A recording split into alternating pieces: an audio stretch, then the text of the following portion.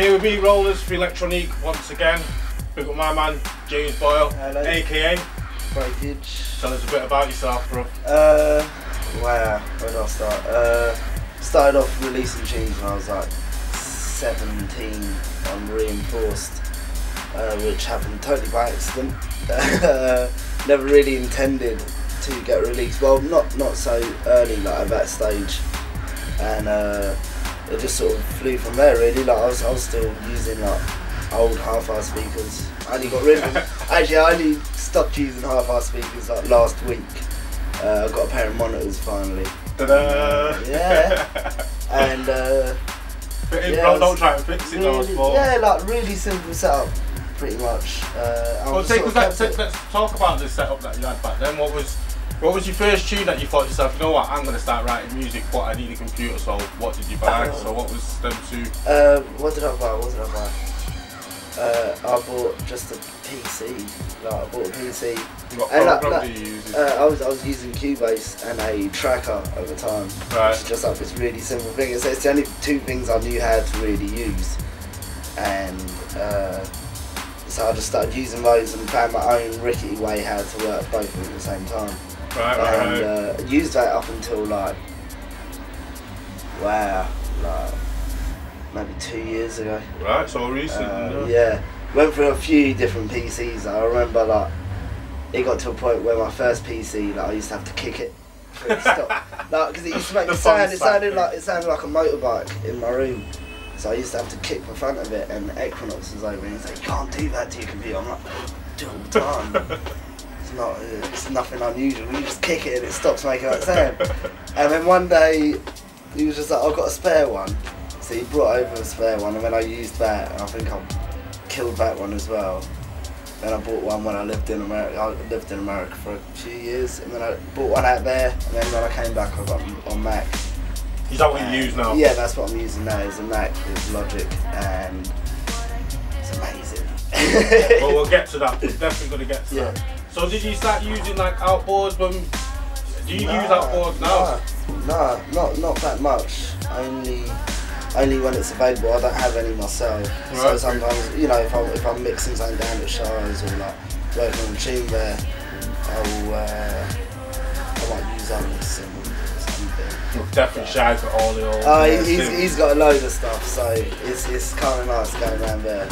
But for the most part, like yeah, I just keep it all internal. It's what I've always known. Like I went to college to learn how to do everything, but didn't really absorb. I was too busy like, actually making tunes. I hope I'm mistaken, and this isn't a waste of time. I find it was because I know people that have been to college and, you know, to put it bluntly, they've not made a tune yet. But there you find other people that, you know, have not been to college, but do you find it's more of a case of people that have got that instinct rather than gone to learn about that instinct? Well, I don't think you can learn how to make music. Yeah, that's the point. I think you can learn how to use the equipment. You can learn how to be a really it's got to be in here to actually make it. Yeah, like at the end of the day, like, do you know what I mean? Like it's like mix engineers. Like mix engineers do not have a clue how to make music. They just know. They just instantly know what sounds good and where everything should be. Like, and I think like the reason I went to performing arts school, and I didn't even intend to like make music on a computer. It was the furthest thing from my head. Like I knew how to do it roughly. Like I used to mess about with it, but I wanted to play guitar. You understood the concepts of fours and bars. Yeah. I understood how to read music, except like I used to play guitar. Right, and I knew how to like mess about on a computer a bit by going, like my cousin had like a little setup. I used to use that a lot, but and then like one day they sat me down in front of Cubase and just opened a whole new world to you. I pretty much never touched the guitar again. But I think yeah, it's like I think it's definitely something like you can't just like be like, alright, I'm gonna go to college, I'm gonna learn how to make tunes. You can learn how to make tunes, you need to have like, ideas in your head first. Yeah, true. Like if you can have like, you know, like the most banging studio, don't mean you're gonna make a tune. Yeah. Doesn't mean it's going to sound any good. Doesn't mean it's going to be a good idea. And I think, if anything, like I think drum bass and dubstep have sort of shown people that, like, do you know what I mean? You think of these huge people, like, it's like, yeah, what you use? I remember going around Scream's house and he just had like some PC that looked like it was falling apart and playing, like making tunes on Fruity Loops, and I was shocked. I thought I had some like crazy setup. His was nuts. I think that's it. It's not a misconception because people go down the path and find their actual goals regardless of how. I think what people do, it's a bit of an overkill really, where people think you've got to have a certain amount of software and hardware to make that sort of thing. Yeah, I don't think you need all that stuff until you really know how to use it. Like, at the moment I'm learning how to use all the hardware and fancy compressors and synths and blah blah blah, but I don't know how to, so every time I try to make something purely using all that stuff, it sounds like shit. Yeah. I don't know what I'm doing. Like, you're almost like a beginner all over again. Yeah, it is. It's like beginning all over. Like when I first started using Logic, I was making the most terrible tunes. And then now that I know it, they're still terrible, but not as terrible. I won't say they were terrible. I think they were far from terrible. I think enough people. They're like almost mediocre. You know what I mean?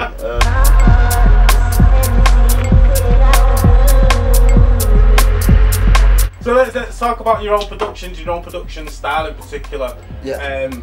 Hearing like a lot of your earlier stuff from like 2001 up there, it seems to be a lot more jungle, more of a junglist approach. I think there still is. Fair to say? Yeah, I think there still is though. Well, if you listen to like tunes like Hard, for instance, now you're very much known for that tune, which is absolutely huge. Big up on that tune. Thank you. It's absolutely massive. And there's still jungle in there. I'm not going to debate you on that. Like, the thing is, like, who said jungle has to be at like 160? Who said you can't make True. it? Like, who said it has to have a break? Like, jungle for me, like, it's not the sounds that you use. It's how you use it. It's the attitude of it. Yeah, it's the attitude of a tune. It's the overall vibe of the tune, like, rather than it being like, we're using a particular break. It needs to have a funk break, and it needs to have a ragga sample, and it needs to have like.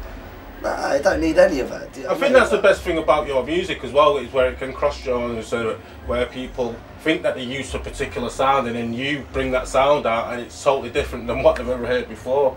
And I think that's where you, well definitely for me, I've heard, I've listened to quite a few of your tracks, I've really produced myself and a DJ, I could totally understand where you've made a track, you made a track with raw live drum loops. Yeah. And I can hear that, and and to other people, like that is absolutely amazing.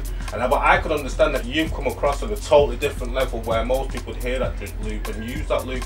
Yeah. Do you find that you've actually incorporated that purposely, or was that? No, I just hear drum beat that I like, and I'm like, yeah, that's the one. Like I don't, do you know what I mean? I'll take a drum beat from anywhere. I shouldn't say that, but I will. Do you know what I mean? Like obscure, like. Even obscured, like not even like for break collectors and stuff. And Panic Room is one the track that I was thinking. Oh yeah, Panic Room. That's a well-known break. So I just had a really bad quality version of it, and I was just like, I don't care. I'm gonna make this tune. Well, like I say, because I produce as well, I hear the way that you chop the drums, and it's absolutely incredible the way that you chopped and the way that you put it all together. Thank you. Cheers. I don't know, like then I didn't really. You never really think about it, like it was just like that as a thing to do for us a lot of the time, and it was like friendly competition. Yeah. Like, like Fracture Neptune would play a tune and turn the camera and be like, I'm gonna get you. Wait until I'm playing next month. Just you wait, and then I would make like 7 tunes. Do you know what I mean? For that particular day. Make sure every tune like. Was at least able to compete with them, and then like, do you know what I mean? When Equinox would hear me playing, be like, and it was just one big friendly competition. That's a good friendly band to that because it drives you both forward.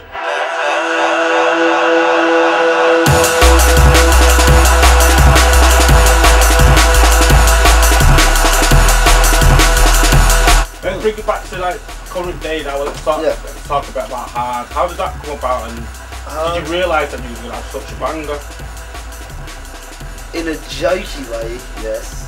I came up with the idea, I was waiting for my missus to get ready, and she was taking forever, a long time to get ready.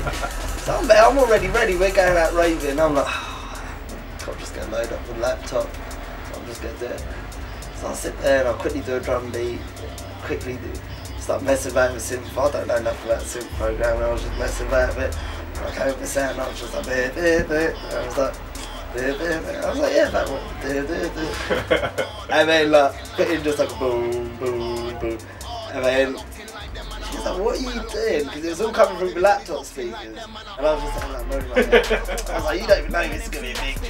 I was joking. I'm not even serious. And she was like, whatever, I'm ready, let's go. So, I was like, shall I save it? I was like, yeah, fucking save it. I came back to it the next day, and listened to it, I was like, wow. It's kind of catchy still, yeah, messed about it. So messed about it for a couple of hours, put some strings in, just got like a rough version of it. And then I played it to a couple of my mates, so it just progressed from there, and I finished it, put it out, and then just before it came out, I think Tubby, General's DJ, must have a copy, and the other instrumental which was pulled together, and so he was playing it, and then had sort of worked out a tune to it. So they spoke to it, we were already speaking, I was already speaking, well, me and Charles were going back and forth about who to got the album, and their name popped up pretty much every time. So really weird, he saw them down at Forward, and puts the game up and he was like, yo, it's a tune coming out on the label. It's like Breakage, we've got a whole song for you there. And he rang me up and he's like, you want to do like a vocal version together? And he's like, with New Generals? I was like, yeah, go on man, yeah, let's do it. So, you know what I mean? I thought, yeah, this would be a laugh, this would be great. I was like, got a little vocal version, like a little dub plate thing.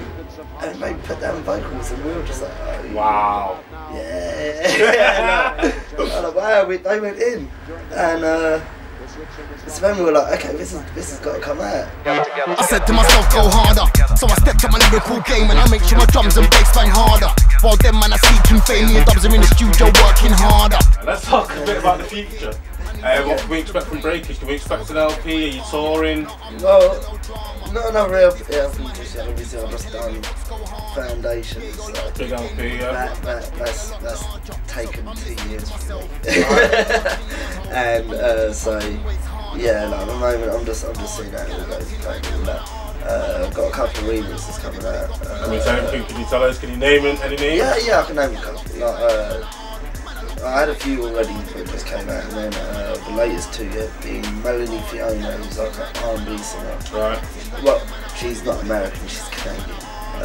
But she's signed to Rock Nation, which is Jay-Z's label, yeah. And that's her next single, a tune called It Kills Me. It's like a garagey sort of thing, quite two-steppy.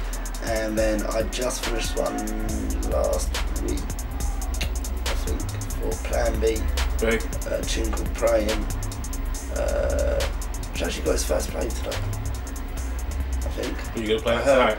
No, I've already played it out, but Zane Lowe played it, apparently. Big. I got a bunch of text messages like, Zane Lowe played it. Yeah. So are you touring? Yeah, touring. Any plans for any foreign tours? Yeah, I'm going all over, pretty much. Yeah, I can't even remember. I'm not even going to lie, but all across England, I think I've got America next month, a bunch of festivals. I think I've got like Glastonbury, Big Chill Festival, Exit Festival, some festival that's in London, some festival somewhere else, some festival here, festival there. I like festivals, I love festivals, and yeah, just going up and down the country like a nutter pretty much for the next God knows how long. Right, well, I know you've got to get off now. Yeah. I know you've got a big set coming up now. Breakage. I hope so. Fingers crossed it goes well. Yeah, it will. Big Thank up. You,